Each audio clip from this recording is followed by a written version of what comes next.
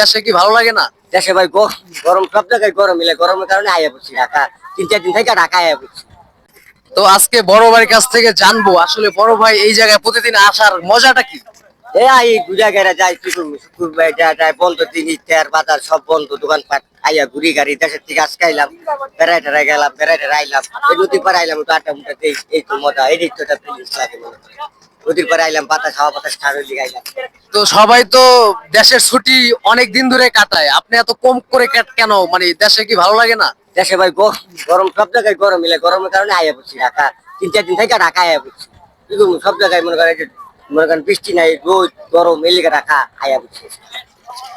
তো যারা এখানে আসতে চায় এই আড্ডায় মানে আমাদের সাথে উপভোগ করতে চায়, আসলে তাদের উদ্দেশ্যে কি বলবেন? মানে এই জায়গাটা কেমন, মানে এই যে বিকেলে বাতাস, তারপর লঞ্চ নৌকা চলাচল, মানে এই পরিবেশটা সম্বন্ধে যারা ভিডিও দেখে এখানে আসবে ঢাকা থেকে, তাদের উদ্দেশ্যে কি বলতে চান?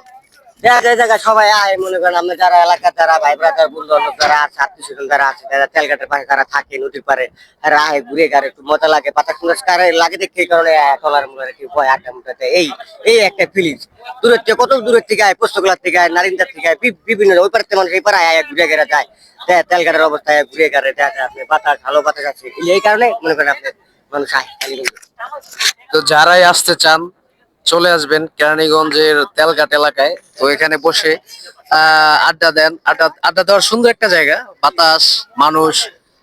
তো একটা ভিডিওতে দেখাবো, আসলে এখানে পরিবেশটা খুব সুন্দর। তো দেশের ছুটিতে অনেকেই চলে গেছে, তাই জন্য একটু লোকজন কম।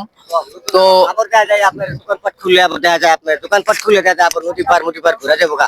শুক্রবার দিনও মানুষ থাকে, ক্লিয়ার সবাই আবার দেখা যায় দেশের থেকে আয়া পরে, ওই বছর ধরে আমরা 1-1.5 মাস যাইবো গা, লগে লগে তো আর করবো না, 1-1.5 মাস যাইবো এরকম মনে হয়। এই বলে।